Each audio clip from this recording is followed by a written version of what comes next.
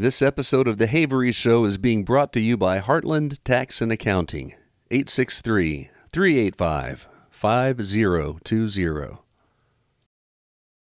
The following program is rated PG and may contain language and material that may be slightly offensive to some audiences.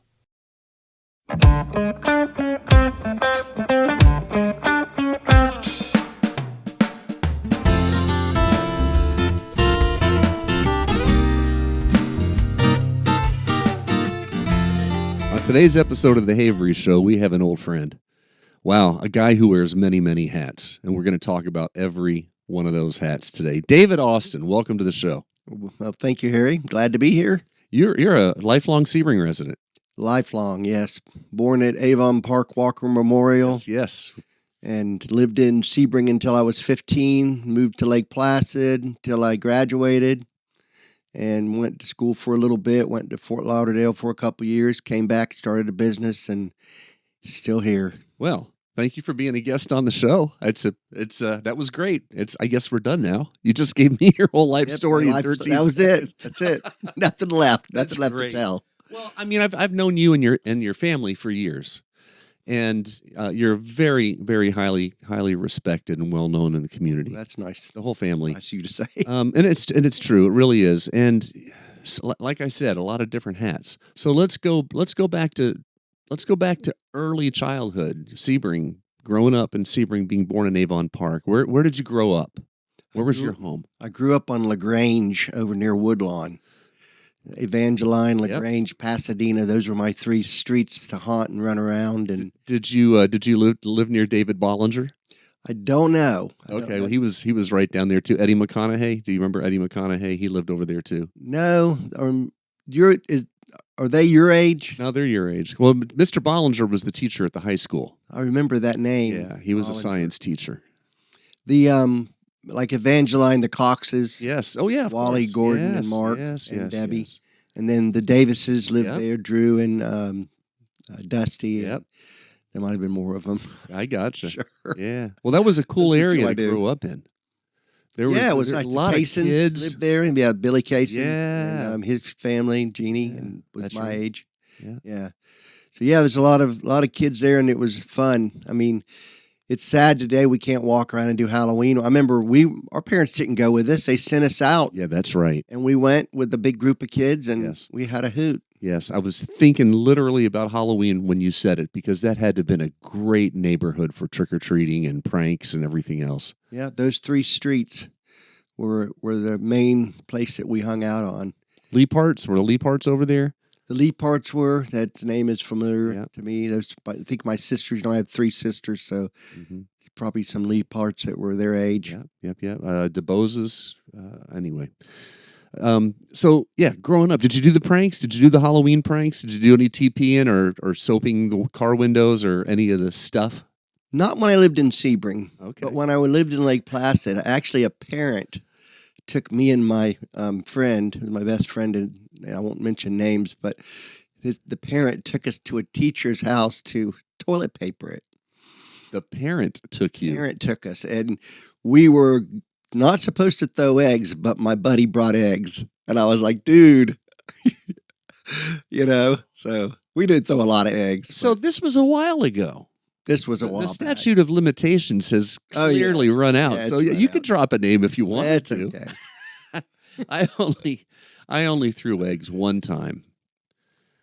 And me and a friend, okay, I'm not going to name names either. If you're not going to, I'm not going to. So me and an unnamed friend, and it was his idea, but I went along with it. And it was at a business. It wasn't at somebody's personal house.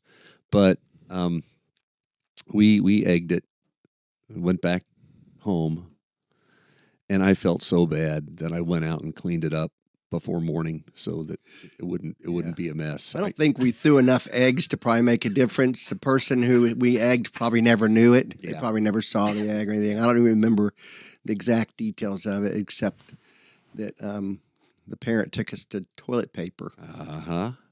And the eggs just happened to come along. Yeah, I had nothing to do with it. Did the parent know that the eggs No, got the tossed? parent did So not. it must have happened like maybe towards the end before you got in the car or something. Who knows? Yeah, I don't remember all the exact details. I'm not even sure where it was a teacher actually that we did. And In Lake Placid. yes, and I can't even tell you where she lived exactly. Oh, That's wow. how poor my memory is.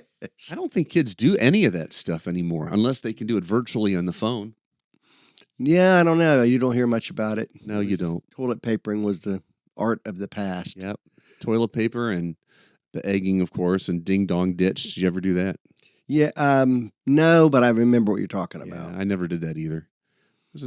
Weren't a lot of kids around here when I was growing up. I grew up next door. I had to go across across South Commerce, cut through Fitkin's parking lot or driveway, jump the fence, go through the Grove, and then go down Bay Street to get to David Tavernier and Clark Patterson. Those were my closest friends. It was fun. It was fun growing up. You had a bicycle. And had you a could bicycle. Do it. When you were in Sebring, probably. That's right. They used to cut across. We used to cut through the guy's Grove, and he would shoot us with BB guns. So, enter at your own risk. We risked for it. going through the Just for Grove. cutting through the Grove. We didn't Wow. pick oranges. We didn't mess with stuff. We just cut through. He had time to just sit out there. Apparently so. That's that big lot where the firemen have their parking lot now with that big, I don't know if it's a ficus tree or what it is in the corner. Do you know what I'm talking about? Is it right there at Fireman's Field? Yeah, right there. It's right there. That big Is that tree. before Robbins was in there? You were probably there when Robbins I worked Nursery at was Robbins. built there. I worked at Robbins when I was about 10. But yeah, it's on the other side. It would have been behind Robbins, where there were houses. There were little frame houses. A lot of people don't remember that, Robbins being there. Oh, But yeah. that's where Bobby got his start. That's right, it was. And See, if you had stuck it out, you'd own Robbins there it Nursery, is. maybe. It was all Bobby's. It was Bobby's from day He one. was already there. Yeah. Is he older than you or younger? He's just a pinch older. Yeah, he grew up over there in near LaGrange, right Yes. behind Woodlawn. Yeah, I'm 58. He's probably 60. He's real close. So in he age. beat you to it. He did. Mr. Robbins, Jess Robbins, was a great guy. Yeah, I don't remember him. Yeah. But I just remember, that Bobby started there pretty young. Yeah, very young. He did well. Yeah, that's right. Well, yeah, he's turned it into just a pretty massive business. Oh yeah, it's very nice. You got to go a long ways to find a nursery that set up. Yeah, that's right. That has all those kind of plants. I mean, there's other retail nurseries. I'm not talking them down. They're nice. Sure. Everything that they have there is, it's pretty extensive. Yeah. Yeah, I remember the trailer park being there. I remember the Williams' house being there, and then the nursery. They had when you went by the water tower, they had a little pond with a cement alligator in it. I've always remembered that for some reason. I used to like to ride my bike by there and look at that little cement alligator. Yeah, it's funny how your memory works and things that pop up that haven't been there in years. Yeah, sometimes I wonder if if it happened, or if I actually did it, or if it was something I did, or did I get someone told me about it, and then later I was like, did I actually do that, or did that happen? That happens to me too. Sometimes I wonder if I'm remembering someone else's story about something that happened. That very thing happens to me too. Maybe you didn't actually TP that house. Maybe No, we did that. Nursery plants. You've got a love for agriculture.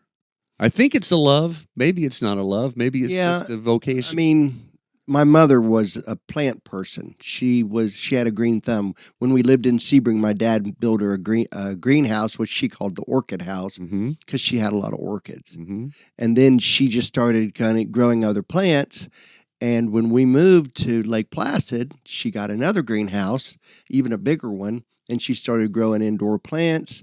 And she would go up to the Lions Club in Sebring, where the All-American Grill was. Yes, I'm not I sure remember. what's there now. Is it 3 Gens or It's something? empty now. 3 gens moved. But Okay. I remember the Lions Club well. So she would go there and she would sell plants on the weekends.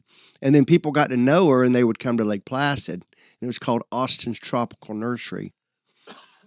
Austin's Tropical Nursery. And so she started just selling out of the house and not going to the flea markets anymore. And that grew into a plant leasing business. she would she got her a little Toyota van, Yeah. and she would take her plants. She worked at Tomoka Heights Yeah.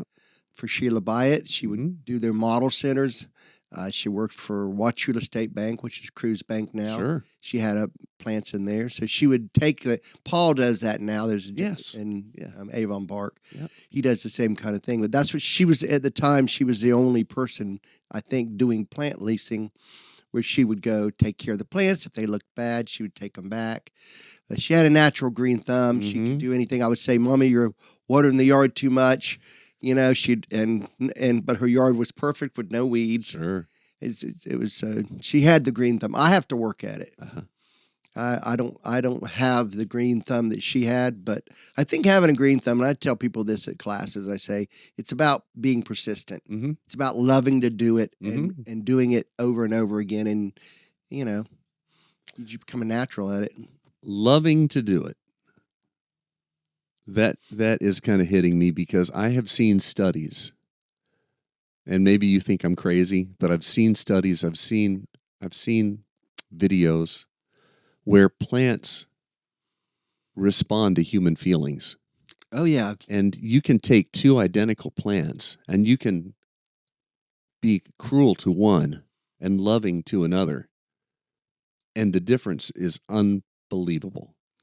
They did some study I just read about, and it was almost sounded crazy, but they had somehow they hooked the plant up to register something. Yes. I don't know what they were registering exactly, but there was like broccoli or something. They would cut it. Yes. And the plant would respond. Yes. And then the person that would cut it would leave the room.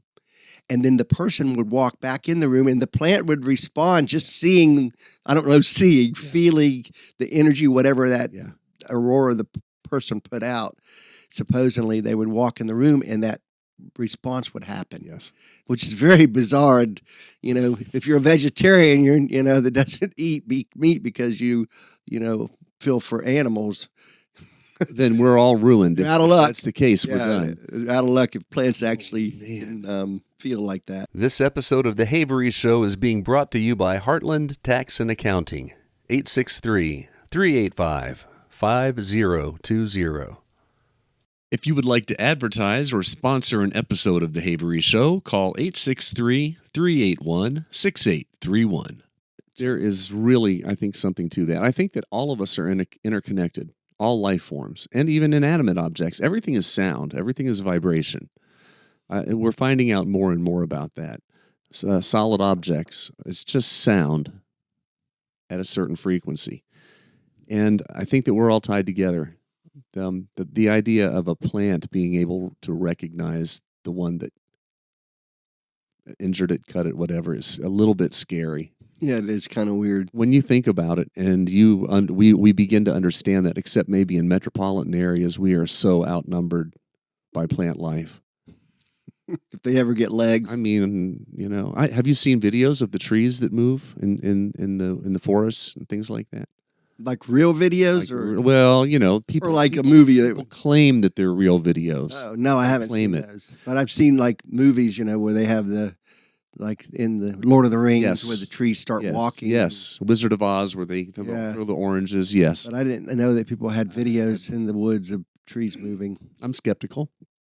I've seen videos of people who are standing, for instance, next to a tree, and there's a branch and leaves, hanging close to them, and they'll say, and it's dead still. There's no wind. There's no breeze. There's no nothing, and they'll communicate with the tree and say, "Can you touch my face? Can you just give me a little brush?"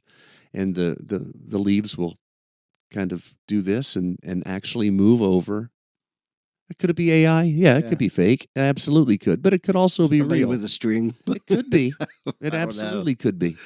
People do a lot of weird stuff on the internet, so I am 100% skeptical. And now with AI, everything I see. I mean, my son has an app where he can do like videos of his friends. They have to agree. You can't just make a video of them, take a picture. Yes. They have to move their head and so that it sees all angles. And he actually had a video of one of his friends putting on makeup and talking while he was doing it, and it was just hilarious. You know, and I said, how did you talk him into doing that? And he was like, you know, he was fine with it. He was, you know, it was just funny. They were being funny. But it was like, he didn't say all that stuff. He just, I don't know. It's crazy. Have you seen the AI videos that they're putting out? They're so convincing now. There's one that's has absolutely blown me away. Are you a Star Wars guy at all? Do you know Star Wars? Yeah, I remember, you know, the early Star Okay, Wars. yes. I watched all the early stuff. Yeah. The older ones, I didn't watch as much. Gotcha. So Han Solo, you know who Oh, Han yes, Solo of is. course. So there's these AI videos of Han Solo being portrayed by Elvis, and they are 100% convincing. It's not like some crappy special effects. And they took it to a level where it's not just Han Solo being portrayed by Elvis in a particular scene. It's like behind the scenes where you see the camera crew, and Elvis is getting ready to act out this scene as Han Solo. It's and they're doing the Who same even thing. thinks that up, though? I don't know. They're doing the same thing with Elvis as Captain Kirk. They're doing all these Mr. Rogers videos with all these rappers and stuff. Those ones don't look as convincing, but the Elvis as Han Solo, they're dead real. There's a new show, Star Wars, or not Star Wars, Star Trek show, where the guy plays Kirk. Looks kind of like Elvis. No kidding. Yeah, it's the Captain Pike. It's a new one about Captain Pike before he was in a chair. I mean, in some episode. Yeah. But they go back to all the characters, just like, you know, there's a lot of different ones now, but that particular one, I thought it was kind of weird that the guy that played Kirk kind of reminded me of Elvis, kind of had the hair, and That's something. it was. Wow. Were you a Star Trek guy? I did, yeah. I like Star Trek. You're a lot. Trekkie? I wouldn't say I was a Trekkie. I'm not going to go put on an outfit and go to some kind of convention. Sure. But I really liked the original Star Trek. Yeah. And then it's cool to see the new characters in some of the movies and stuff. So Yes. Boy, you talk about a franchise. Gene Roddenberry was a genius, not just in his writing, but in his licensing and creativity. And wow. And his name's still there on all of those episodes. Even this newest one. Yeah. His name's there, and it's like, wow. Yeah. It's hard to find the original. Even like on Netflix and stuff, the original series was there, but at some point someone had gone through and digitized things, but to find the actual Star Trek movies, videos, TV show in their original form is hard to find. Oh yeah. Yeah, I wish I would love to have them on VHS or something like that. But yeah, very, very cool. Star Trek was groundbreaking. And it was interesting. They get political without being political. Absolutely. How they would get into things of the day that were, Yes. and some things that we see today. You know, like there was one episode where they're wearing these glasses, and they're all like enthralled by this video, and they're almost brainwashed. Yes. And we're kind of like that. I see people walking Right. down the road with their phone out in front of them, and I go, Lord, you're gonna walk right into a tree. Absolutely. They have videos of that, people walking into fountains and stuff. You know, Oh, it's yeah. like, put it down. Oh yeah. Put it down and pay attention for a minute. Yeah, you we're know? hooked. We're hooked. You're missing the world. The world's going on around you, and you got your nose on the phone. That's right. Yeah. I don't get it. I take a walk almost every morning just to clear my head a little bit. And kids are going to school, you know, and they don't know how just to say good morning. You know, either they're looking at their phone, walking, or they have this gaze at the sidewalk 5 feet ahead of them. And if you walk by them, they won't even lift their head to make eye contact. And it's just, I'm nervous. I'm nervous about young people. Yeah. That I think that the phones have just destroyed our social skills and our ability to communicate with each other on a human level and without having electronics. Yeah, and you walk into a restaurant and the whole family's sitting there with their phone. Yeah. Oh, I know. Remember, I don't know, when you were kids, you probably did this. You probably had dinner together, right? Imagine we that. sat down and we had dinner together. And I That's did that right. with my stepsons more than Yes. I do with my son. Yeah. 'Cause I'm divorced now, so Mhm. it's me and him. But we still try to. But I remember sitting down with the family, with my family, and it was,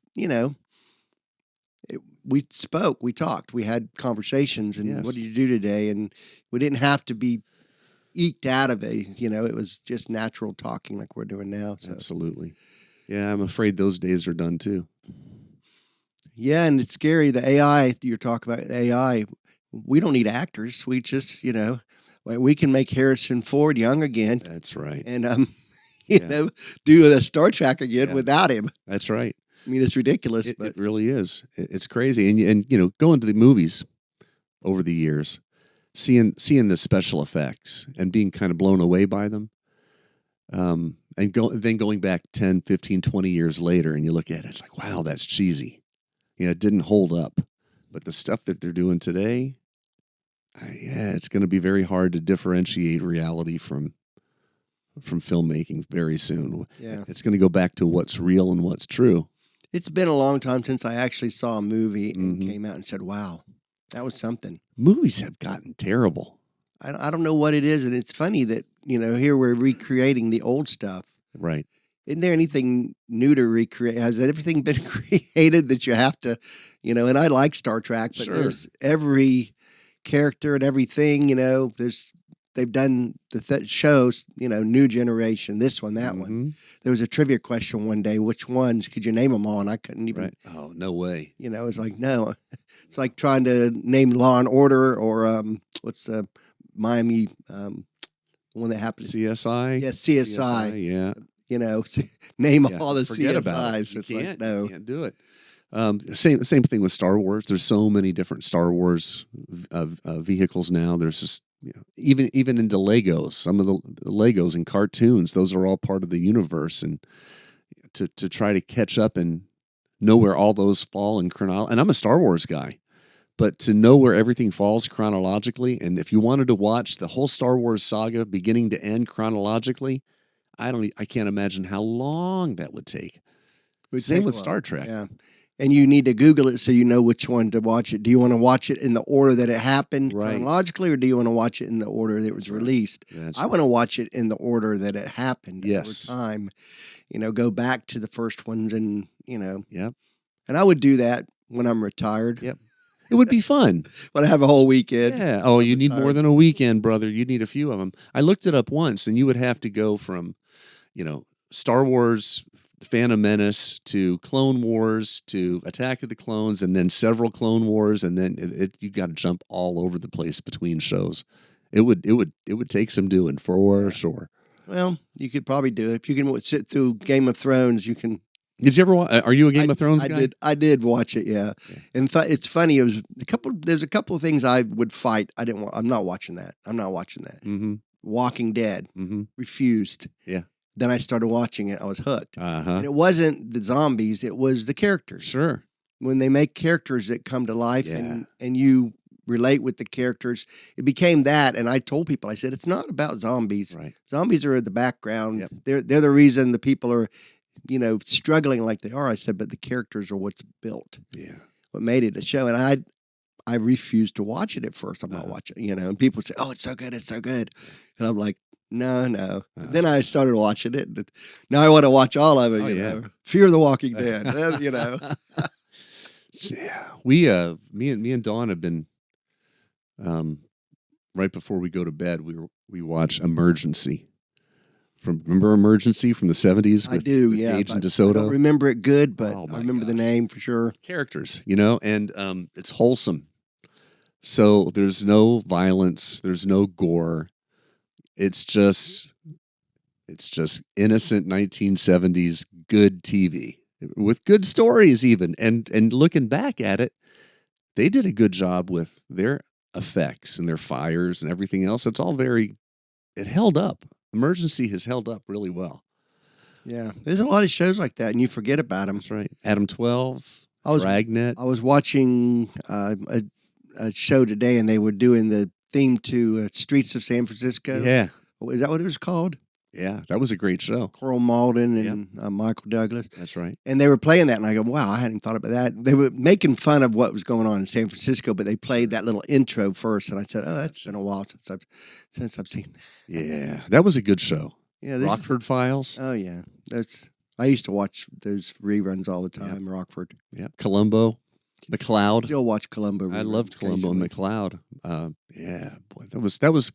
I don't know. Maybe it's because of our ages, but that seems like that was the golden era of TV, and for me in the 70s. I watch a lot of Pluto TV. I don't know Pluto. Pluto, you should download that app. It's old. You could watch Andy Griffin. Really? This whole show. You can watch Columbo. You can watch Okay. any of those shows. I've seen it on my Roku. I've seen it, but I've never stopped on it to see what it was. So it's old TV. It's new TV. It's old TV. It's news. It's there's a whole bunch of different news and opinion shows that you can watch. It's pretty neat. All right. Well, I'm definitely going to check out Pluto. Yeah, I listen to it a lot, or like even coming here, I'm listening to morning shows. Yep. You know, Yep. It's the only news I get. News.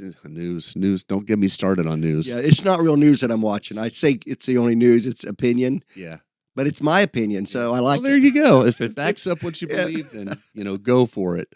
Yes, today's opinion and propaganda brought to you by. This episode of the Havery Show is being brought to you by Heartland Tax and Accounting. 863-385-5020. If you would like to advertise or sponsor an episode of the Havery Show, call 863-381-6831. Yep. Yeah. You're heavily involved over at the Ag Center. Is it still the Burt Harris Agricultural Center? Yes, the Burt J. Harris Jr. Agricultural Center. Okay. Yeah, we have to, and then there's the O.S. Sam Polston Auditorium. Yes. So a lot of times I have to add all that into my, when we're doing it.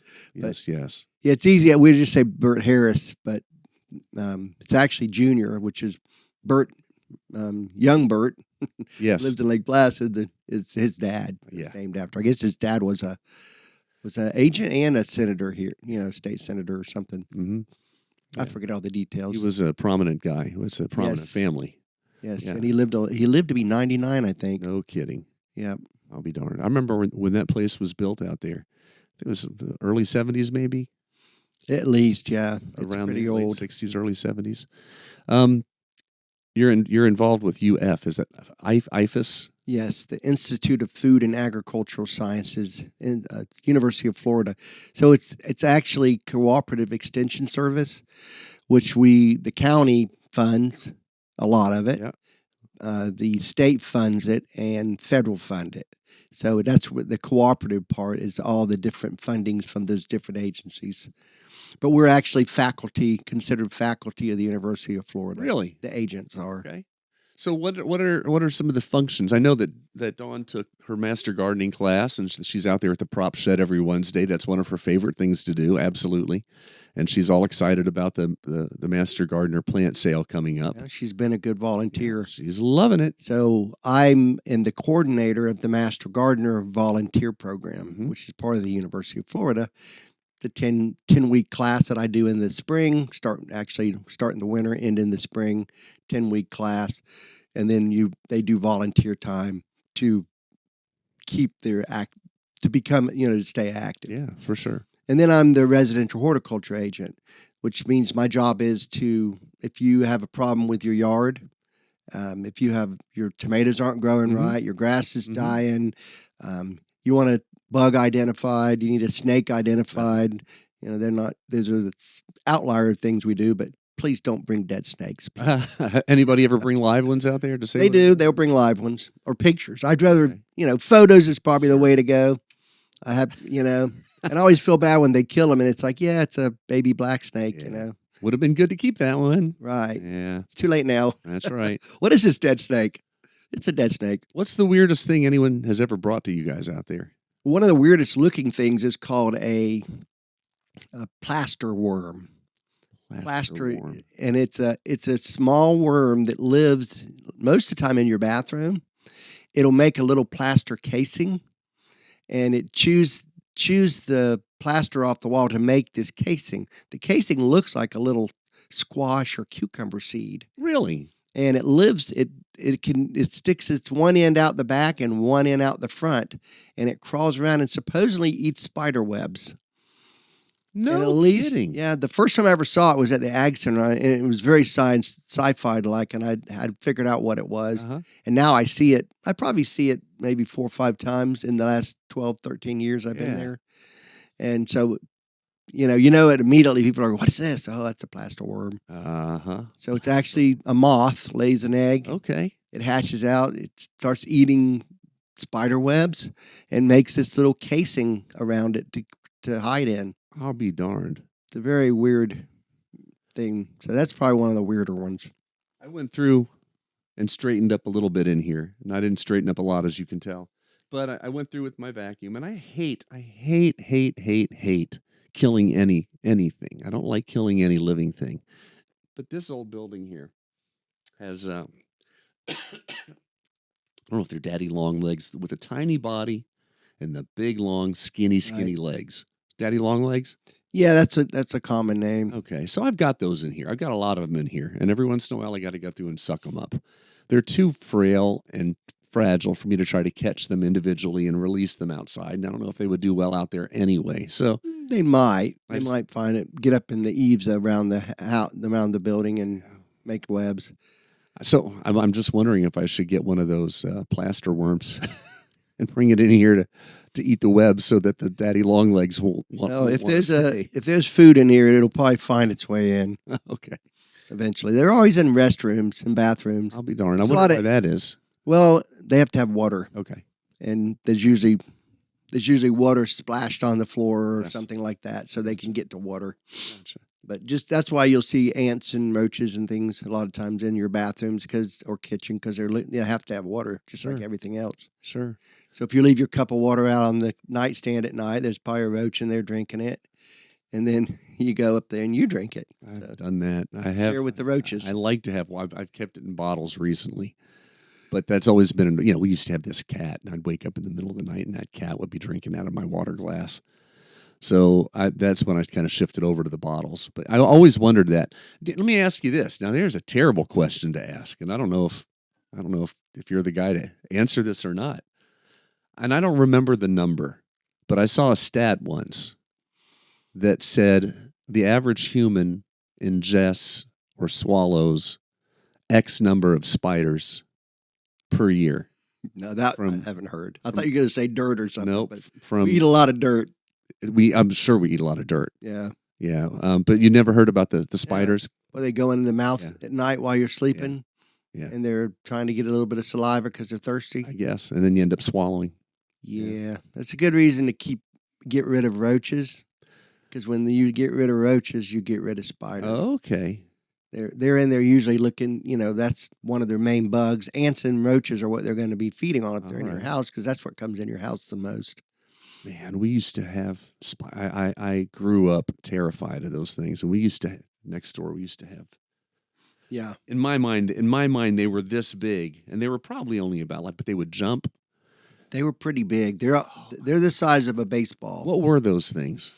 They're house spiders. House spiders. That's what I call them, gray house spiders. Oh, my word. And they're very harmless. Mm-hmm. They're fast. They're fast. If you could catch one and pick it up, it probably wouldn't mess with you. It wouldn't hurt you. But my cousin's house had them when I was growing up. And I remember one night I went into the kitchen and I flipped on the light. And there was one in front of me on the floor and one behind me. Nope. I was trapped. Nope. And the thing I didn't like about them, and I still don't like them, but I would try to run them outside or whatever. Mm-hmm. Or, if they come in the house sometimes, But what I didn't like is I always felt like I didn't know if they were going forward, backwards. Yes. You could go any direction. Yes. Yeah. At any given time. Very quickly. Very, very quickly. And so they would startle you, or you'd get in the shower and you'd shut the shower door and you'd look and there'd be a big one on the wall. Yeah, pull the shower curtain and oh yeah, I hated that. I used to, oh yeah. We had a stretch there where I don't know if it was an infestation or not, but it just seemed like there were so many. And I'd lay in bed at night, and you would have street light and stuff coming in through the window, and you could just see something, in the corner, and you knew you didn't dare turn on the light, but you look up there again, and now it's over here, and you knew, and I couldn't sleep. I hated it. Going in the bathroom, flipping on the light, and you didn't want to open the shower curtain because there'd be a couple in the tub or one in the tub. Oh, I hated it. I'm over it now, so pretty much. And if you spray them, then they would run across the wall, across the ceiling, down the wall. Yes. So can't they make something that kills this thing instantly so you don't feel bad while watch it runs around? So I just leave the room for a couple hours. Yeah, and come back and look for it on the floor. Absolutely. My brothers, my mom, whoever would try to whack it with a shoe or something and miss. those things then would get on the ground and start jumping. You've seen that? No, I haven't seen. Oh, I hated that. I never went after them with shoes. I hated that. Maybe a broom. I hated those Let us jumping fish 'em out. spiders. I had one in here once, and that was enough. And again, I don't like killing things, but I went and got me some spray. And if I had seen it again, and that's the thing, I never saw it again, so it still could be here. Yeah, or it walked around, looked for some roaches, decided there weren't any here, and left. Yeah, that could be too. Got to find food. I was camping. I found just a month ago, 6 weeks ago, I was camping, and I just took a little road trip. I was in Ocala, in the national park, and I was on this one trail, and there was nobody there. Everything was overgrown. The boardwalks were all closed because they were dilapidated and ruined. Apparently, the National Park Service subs out the maintenance for these things, and there's no funding. At any rate, I went on this trail, and I got to the end of the trail, and there were two, I think they're banana spiders, and they create this big web orb weavers, right in front of the trail, and one of them was like up here, so I could have gone under, but then there was another one like 3 feet away, and it was down here, and they had that trail covered. I wasn't going to disrupt them. I wasn't going to mess up their webs. I wasn't going to try to hurt them. So I turned around and I went the other way, and that was that. And yeah, I would see those. I do go deer hunting. I like to bow hunt, and a lot of times I'll walk with my bow out in front of me. Yeah, buddy. Because it's dark. You're going out in the dark. And I remember one time I got hit in the face with one of those. And they're very strong. Not the spider, but the web. Yes. Very strong. And I kind of got it brushed off and kept going and got in my stand. And I'm sitting there and morning's coming. And I look up my shoulder. Oh. They're so docile. I mean, you know, I wasn't even afraid when I saw it. I was like, oh, you came with me, huh? But no, they're not.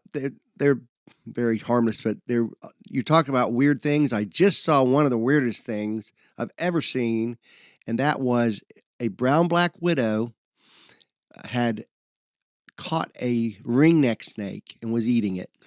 A brown black widow. Yeah, a brown widow, they're called. Oh, okay, a brown widow. A brown button spider, they might call them. They're widows. They're in the family. Okay. They can sting you just like a black widow. Sure. They have the same kind of funny-looking little short, round eggs with, you know, look like one of those things that what do you call those? They put in the water to mines, a water mine kind of thing hanging there. But so the snake had got caught in the web in the corner. And so actually the girl works with us brought it in and killed the snake. The snake was dead and it was feeding on the snake. So I looked it up and it does. They will eat a snake. My dad had told me about those orb weavers. They'll catch a bird, like a small bird. Kidding. They are very strong webs. I'll be darned. And so it seemed to me weird that a spider, this little spider, big as a quarter. You know how big black widows are. It's about the same size, but it's brown. It's about the size of a quarter, you say? Yeah. Okay. Not very big. I don't know that I've ever actually seen one. A black widow? No, I don't think so. Wow. I don't think so. Maybe I didn't realize that it was a black widow. There's a lot around. You'd probably be surprised how many you find, like just around this building. They're real secretive. They like to hide in dark places. Good. They make a web. They don't move around. They're not huntsmen. They basically make a web and they wait. Yeah. And so if you opened up like a water meter, that'd be a great place for one. And if you see the eggs, once you see it, you don't ever forget what the egg looks like. Right away you'll see it and go, that's a black widow. You can have like an old pot or something with a ridge around it, and they love to get under those. Really? I always look before I grab a pot, make sure I don't grab one. And that's what it would take just about for them to bite you, would be you actually grabbing them. You traumatized me. You talked about the egg, just the egg sac, and those doggone spiders that we were talking about. They had an egg sac, but you couldn't always see it. And so when somebody would go to smack it with a shoe, if it had that egg sac, there would be what seemed to be thousands. Yes. I don't know how many of them things were in an egg sac, but it seemed like hundreds of them. Do you have any idea how many spiders would be in? I don't know how many would be in there. I Oh. would say there's probably 50 to 100. Oh, it's just. And then when they hatch, they'll actually come up and ride on the mother for a little while. Really? Yeah. So that's kind of creepy. Man, spiders in general are just creepy to me. Yes. I'm getting used to it. I'm actually working on an entomology degree right now. I have a year left, and so I'm starting to appreciate things like that. Yeah. Spiders, and I always like snakes. Now, me too. I'm a snake guy. Yeah. I've always been a snake and alligator guy. Spiders, not so much. I think I was bit by a brown recluse, but something got me in my arm, and a crater happened in my arm. It was about the size of my pinky and deep. It's rare. They're around though. Would that be something? Would that be how? Yeah, they make. I was told they make like almost like a rotten spot there. Yeah, where yeah. they get you. And a lot of times it happens at night when you're sleeping. You're in the bed, you roll over on one. Same thing. They're not going to come looking for you. Sure. And they're not supposed to be here. But this is Florida. Right. Everything's here. Everything's They say, "Oh, they're up in Tennessee." I said, "Well, people from Tennessee, I'm sure, bring bags of things down and stuff. They're in it. So I'm sure they're around. They're just not as common." Yep. The brings me to the next segue here. This episode of The Havery Show is being brought to you by Heartland Tax and Accounting, 863-385-5020. If you would like to advertise or sponsor an episode of The Havery Show, call 863-381-6831. That spider wound, I'm assuming it was a spider wound.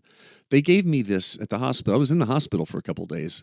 They gave me this clay. It's like clay to pack into the wound and then cover it with a bandage. And it wasn't getting any better. Manuka honey. I forgot about the clay. I said, forget this. And Dawn gave me and I started packing it with Manuka honey. And I'm telling you, within days, that thing was on its way to being perfectly fine. Yeah. Honey has antibiotics in it. And Manuka's supposed to have a lot more. Yeah. Miracle stuff. Yep. You got to almost go to New Zealand to get some true Manuka honey because the plant grows there. It's a New Zealand tea tree or something like that. Robin's Nursery. I'm not trying to plug them, but they actually sell that plant. Okay. But it's a cultivar of it with pink flowers, and you'd have to have really a whole bunch of them. Yeah. You'd have to have a big field to actually make Manuka honey. Sure. But yeah. Wow. You're a beekeeper too. I'm a beekeeper, and that's a love-hate relationship. When you have to put that bee suit on in July, and they're stinging, trying to get it to you, or you're particularly mad for some reason, it can be daunting. But the process in general I like, and I teach a lot. That's one of the things we teach at the Ag Center is about bees. We have bees out back. We have teaching hives. We just had a class Saturday. And then we have Heartland Beekeeper Association, which I started and is there at the meets there. And we have two great ladies, Amanda Johnson and Angie Houghton. And they are teaching, and twice a month they take people out into those beehives, people that want to be beekeepers. It's hard to become a beekeeper unless you have a mentor or people helping you. That's right. And Heartland Beekeepers is doing a really good job going out there and actually teaching people. And that's their personal time. I mean, Amanda's a master gardener, so it's master gardener time for her, volunteer time. Angie just volunteers for Heartland Beekeepers. She's just moved to here recently, and she's one of my removers. So I have 3 people that I use regularly to remove bees. So if you had a beehive, you have a wife who can remove it, hopefully. Correct. Yeah. Oh, she does a great. She has removed. I tried to give her a removal job the other day because she likes to. She told me she specialized in the meter boxes. Oh, yes, she someone does. called me with the meter box, and I said, "Hey, do you want this?" Yeah. Nope, don't want to do it. Yeah, she's got her vacuum now too, so she's all excited. She hasn't got to use it yet, but she bought a. Well, I'm surprised she didn't take me up on that. I am too. She's been busy with other stuff, but she has really enjoyed the beekeeping, and the hive that she got from you recently. had some real nice honey in it with Yeah, well, I told her. spice. It had a little spice to it. Yeah, it might be Brazilian pepper It in was there. nice. It was nice. She got a few. She got a few little jars out of it. Yeah, she And- gave me a little bit of it. Yep. And that hive is it's thriving right now. It's doing real good. I was surprised because when I gave it to her, there was a whole deep. I'm having trouble with that word, and I'm a beekeeper. Frame, a whole deep frame of honey in it. And I told her about it, and then she told me she harvested. I said, "You're supposed to leave that for the bees." Oh wow! Well, it's no big deal. There's there's Brazilian peppers blooming right now. Mm-hmm. We're just finishing up, so that's the fall honey that we get, and we call it wildflower. Mm-hmm. But so if people call the ag center, I hook them up with someone that will help them get the bees removed. They usually charge. Mm-hmm. They give estimates, and people always think, "Oh, they're getting free bees." No, it's a lot more to it than that. Yeah. By law, you have to replace the queen. You're not allowed to Uh-huh. keep her because of the Africanized bee problem. They don't want to make sure you get a new queen. Yeah. So you have that. Sometimes they just don't live. It's you're moving them, and there's a lot of stress there. And I've spent a day and a half under a mobile home removing bees, and there's a lot to it, especially if they get up in your house, and then you've got to have things removed. But the people are reasonable, and they give estimates, and I tell them, listen, if they didn't do it consistently good for me, I would not recommend them. Yeah. I don't make anything. They always say, well, what's it going to cost? Do you know? And I said, I don't know. I said, every job's different. I leave it up to them. Mm-hmm. I don't get a cut. It's just it's a service I do to help people find a beekeeper to get the bees, and hopefully the bees are going to live and going to be, carry on what they do, which is pollinate and make honey. We're doomed without bees. Yeah. So it's it's not for everybody beekeeping. But I'll probably always have bees to a certain extent. Yeah. And I just, sometimes it's a job and you just do the job. Mm-hmm. It's not always fun. Oh yeah. And I get stung, every other time once maybe, a lot of times it's kind of through a suit or through the screen of them. So it's not a full sting. Right. You get used to it after a while. It hurts, and then you forget about it after a few minutes. The next day it itches. Yeah. Yeah. It's no big deal. But been there and done that. You mentioned Africanized. I don't know if you remember, but in the 70s it seemed like a craze. The killer bees, the African killer bees. They're everywhere. Yeah.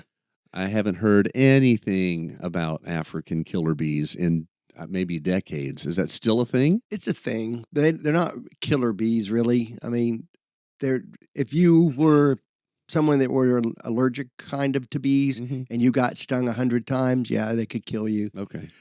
I know a gentleman that was on his lawnmower and he ran into an air conditioner that had bees in it, and he was older and he had a heart condition. Okay. Couldn't get away from them. It didn't kill him, but they pulled 108 stingers out of him. Whoa, man! And those are African bees because Africanized bees, when they're mad, when you disturb their hive, and if they're out there getting pollinating, you can't tell one from the other. You can't look at the bee and go, "That's an Africanized bee," and you could probably thump it, and it would go about its business. It wouldn't mind. They're not mean that way. They protect their home. Okay, and they're a lot more vigorous at doing it. So where a European honeybee might send out 20 people, those bee people, 20 bees. They're all girls, by the way. Yes. But, so 20 girls to go out there and run you off. You're near their hive. You've bumped it. You've done something. You've ran a lawnmower by it and it vibrated and freaked them out. They're going to send 20 or 30 bees out to check you out. And if one stings you, they release a pheromone, and next thing you know, they're all wanting to sting you. Yeah. But if you get away from them, they don't generally follow you away from the hive like an Africanized bee might follow you 200-300 yards. Yeah. This gentleman drove his mower like a half a mile, quarter of a mile, and they still were chasing him. That's crazy. Yeah, so there's different levels of aggressiveness. They brought him into Brazil, and they found their way up through South America. Was my next question. They came in through Brazil. Yeah. Why? They were looking at the bees being a lot more hardier, a lot more maybe resilient traits, and they were hoping to do some breeding and try to breed some of the good traits in, and they got away. Surprise, surprise. Surprise, surprise. That's how every good horror movie starts, with something that was supposed to do something in a lab and breeding, and then now it's loose. Yeah, that's great. Yeah. Along those lines, this is completely different, but I love bugs. I always heard, and I'm sure this is legend, I'm sure it's folklore, but I always heard that love bugs were the result of a UF experiment gone wrong. Yeah, it's not true. Darn, I like that story. Now, UF did have something to do with bringing the cane toads in. Okay. They did have something to do with that. And they thought they would get rid of pests down in the sugarcane. Mm-hmm. But they didn't just stay in the sugarcane. They came up here. So they did have something to do with that. Love bugs were not anything to do with UF. Love bugs are actually beneficial, believe it or not. Really? When they're not taking the paint off your car. Exactly. Or fogging your window so you can't see. The larvae live in the ground and they break up organic matter. Really? So they have a purpose where they live, what they do. But the actual, they're flies. Yeah. They're not bugs. I didn't know We that. call them love bugs, but they're actually a diptera. They're a fly. And a fly, how you know it's something that's a fly, it has 2 wings. Yes. Where insects have 4 wings. Okay. For the most part. Okay. And so they have these little round things in the back called halters, Mm-hmm. or the back wings. They're just like these little round, weird-looking things. And they help them balance when they fly and do things. Those aren't the orange things, are they? No. Are those their eyes? I just assumed the orange things were their eyes. No, the orange is a pronatum. It's just part of their thorax on the front of their body. I didn't know. The head, the thorax, the abdomen, and they're just the thorax is colored. That is a warning color. They call that aposematic. So when you have an insect is bright colors, especially orange and black, that's supposed to warn things. Don't eat me. I'm poisonous. Don't eat me. I'm dangerous or whatever. And so that's probably why they have that orange. They developed it. And they're tasteless anyway. I mean, not tasteless. They're not tasteful. If you ever had one accidentally go in your mouth, I have. They're very nasty. Uh-huh. Yeah, I have. They're not and one thing they'll do is they'll go to like palmettos and Brazilian peppers when they're blooming. Yep. And they'll get so heavy on the blooms, the bees don't even want to mess with them. Really? Yeah, the bees will the beekeepers will tell you, we had a bad palmetto season because the love bugs were so bad. I'll be darned. So it seems, I could be wrong, it seems to me that we haven't had really bad love bug seasons in a little while. At least in town. Yeah, I agree. I haven't seen a really terrible one where you come back from a trip and your car is covered. Yes. I just see them here and there. Yeah. So. And it used to be, was it spring and fall? Was it 2 seasons? Am I remembering that right? Yeah, it's usually I think May and September. Okay. And so it would always be one or the other would be bad. Mm-hmm. Like if May was bad, September wouldn't be. September is bad. That's how it seemed to me anyway. I don't know what the cycle is or why it's that way. Yeah. But they do have a life cycle where they, lay eggs twice a year, I guess. Yeah. And they have to. And that insect probably doesn't do anything. It might. I don't know if it's a pollinator. It seems to go to flowers, and so it's getting some nutrition there, so it might help pollinate the Brazilian Maybe peppers. so. Yeah. The palmettos. I don't know. Yeah. But so the larvae just lies dormant until season, and then it comes. Well, they hatch, and the larvae lives underground and breaks down grass leaves and any kind of organic matter. Is it bad for grass, or is it beneficial? No, it's beneficial. It breaks down and turns it into nutrients. Okay. Where it's just a blade of grass with the nutrients trapped inside. Oh, okay. And so that larvae eats it and poops it out, and then it becomes something usable by the plant. So yeah, they have a function. Fascinating. How much stuff are we wiping out with pesticides and herbicides and stuff like that without even really realizing it? And are we doing more harm than good with pesticides and herbicides, or are those our friends? I think we could do a lot better, and I think we should probably become used to not having a perfect yard. Mm-hmm. I think this having every weed not there and everything is a mistake. I think so too. And I think it's to have a huge monoculture and not have anything but big, huge, expansive grass is a mistake. Yeah. Not just for you, but for not just for the looks but for the health of your whole yard. Sure. Because when you have diversity in your yard, when you have flowering plants and all sorts of different types of shrubs and plants, you attract beneficial insects. Give you an example. If you have a crepe myrtle in your yard, Mhm. you're going to get crepe myrtle aphids almost automatically. Mhm. But if you were spraying those, you would just not do any good, because there's like 30 different insects that will come and feed on those. Really? They're parasitic wasps Yeah. and things like that will come, ladybugs, all these things will come to that plant. Mm-hmm. And now they're in your yard. So if you've got scale on a plant over here, if you've got something over here, these same insects are beneficials, and they're going to come and help you out with that. Yes. But if you say, oh my God, so these bugs are on here, and you spray them and you kill them, well, you just killed all the beneficials that were coming with it. Yes. So you have to have a balance. I'm totally, pesticides are needed for certain things, but I think they could be used a lot less. Gotcha. Yeah. Gotcha. I like to end podcasts with something quirky and weird. I do have one little plug too. Oh, please do. Our garden festival's coming. Yes. Up, and November. I would be November 15th. Yeah. Saturday from 9 to 3. We have over 100 vendors. Harry Havery's playing. That hack. Can't you That get guy. some real entertainment out there? He's cheap, and his wife's a master gardener. So, yeah. But no, you're playing. Am I playing out in the barn again? You're going to be out back Okay. from 9 to 12. I told Fun. people, bring a chair. Yeah. Bring a chair and sit down. And Jamie Trimps, Yes. she's going to be inside while you're great. playing, unfortunately. Yes. So you can't go listen to her. She can't listen to you, but unless I open up the back door. And then I've got Mike Reynolds. You know Mike Yes. from M Squared? Absolutely. His partner, I can't think of his name. It starts with an M, I'm sure. Mm-hmm. But he's not going to be able to come. But I Mike's gotcha. going to come and play solo. And they're going to be morning and afternoon Okay. inside. Out back, we're just doing you in the morning. Okay, We're not going to gotcha. do it. We have a lot of plants, and like 25 different native plants this year. Yes. We got native milkweed. They made tropical milkweed, which was real popular with a lot of people, invasive. They have Really? University of Florida fine. I was wondering. Milkweed? The tropical milkweed is I'll invasive. be darned. We have like 22 different native varieties, Okay. but we have swamp milkweed and aquatic milkweed. And those two, even though they do like a lot of water, Mm-hmm. they're two of the easier to grow. Mm-hmm. And so we have that, and we have some passion flowers that are native, and we have a lot of cool plants that are kind of new to me. Yeah. And we've been putting in our butterfly garden. We've been improving that Mhm. up there. So there's food trucks, music. We got some stuff for the kids. I think Dawn's doing part of that. Yes. There's, fun entertainment. It's Yeah. going to be just a good day. Always is. Yeah, it's a lot of You fun. get hundreds of people out there. You get crazy numbers Yeah, of we should get over 1,000 people, I'm hoping.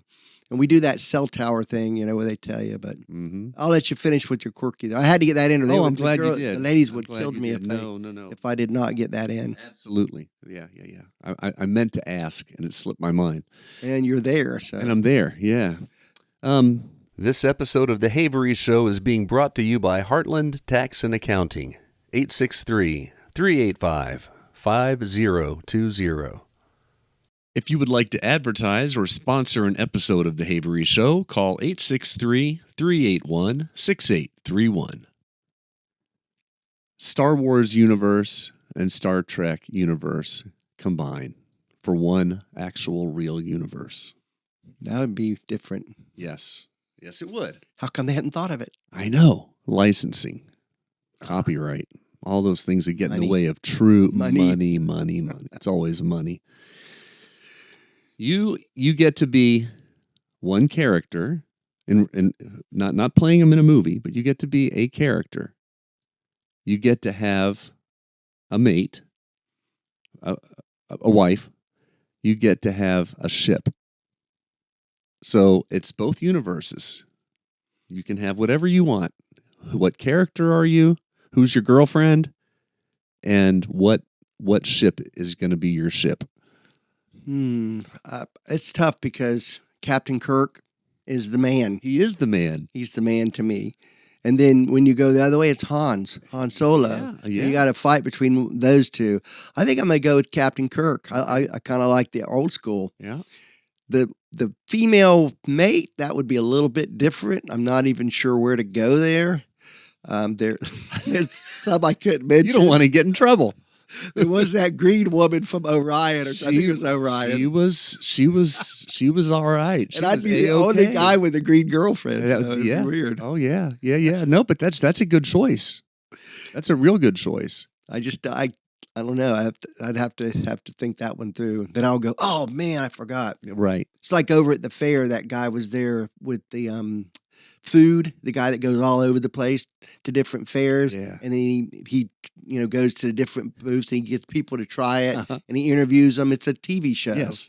And I got on that. Oh, no kidding. I was very briefly, because he asked me a question. He said, do I eat anything weird? Other things that do I eat weird? Yeah. And I just froze up. And I'm freezing up now because I can't think of what it was. But I had the best answer, and it didn't come to me. I was like, I was so mad. But I did actually. There's like enough of a flash me on there that my friend's nephew that lives in California called her and said, "Did I just see David Austin on Carnival Eats?" Carnivore Eats. Yeah, nice. It's you're a star. You're a TV star. Well, I did it because I wanted the sandwich. There was this big pork sandwich. It looked really good. Was it good? Coleslaw. Oh, yeah, it was delicious. Oh, yeah. And I said, all I got to do is talk to that dude. I get this free sandwich. I'm going for the sandwich. Absolutely. Yeah, man after my own heart right there. Free food. Yeah. But I blew it. I think I had the answer that would have got me on the show a little bit more in depth other than just a blip. Well, I'm not offering you a free sandwich, so you still have to come up with a ship. What is going to be your ship? And there's no wrong answer. Oh, the Enterprise. The Enterprise. I'm Captain Kirk on the Enterprise. Yeah. All right. That's the ship, and I can't even think of any females for some reason. If you picked Kirk, you can't pick one because Kirk was kind of a ladies' man, and every episode he had a love interest. Yeah, I don't think he'd want to mate per se. I don't think so either. No, he was also a rambler. He was never knew what star system he was going to be in. He might be over, Yeah. So it's Kirk. Kirk is the guy. Kirk is your man. All right, fair enough. And I love him in Boston. Who's the actor? The memory is going. It's not Boston Legal. Is it Boston Legal? I think it is. Yeah, Boston Legal. Him and James. I can't think of his name either. He plays Red in. Oh my gosh! Here we are. You're gonna have to cut this part out, Harry. Two aging men with aging memories, with fading memories. Captain Kirk's like 90-something. Yeah, he's up there, and he's still going. Yeah, he's got that face, that red face, where I keep thinking he's gonna have a heart attack. Right. Yeah, I know. He always looks like that. But he played Danny. I can know his character, Danny Craig, in Boston Legal, and they were always smoking cigars at the end. And I love those characters too. Yeah, I don't know why I can't think of James's last name either, but. I can see them and I see the shows they're in. But I'm terrible. Well, it's one of those things. We have, I think we have a certain amount of storage space, and it gets filled up. I'll walk out the door and they'll just all rush into me like that. It'll be just like that. Yeah, I'm not good under pressure. Well, you did good under pressure on a podcast, and you said you weren't too comfortable starting out, and you did fantastic. Yeah, well, I knew it's like I told my kid, it's just a conversation with Harry. That's all it is. There's nothing to it. So, I'm glad you came in. Oh, I'm looking forward to seeing you in a couple of weeks at the show. The festival will be fun. It's always fun. November 15th, Saturday at that Burt J. Harris Jr. Agricultural Center. And the entertainment is in the Polston. The OS Sam Polston Auditorium. I couldn't think of the word auditorium. Well, we'll have entertainment there, but you're going to be out back. I'll be out back. And there'll be tents all over the place for vendors outside. So it's going to be something.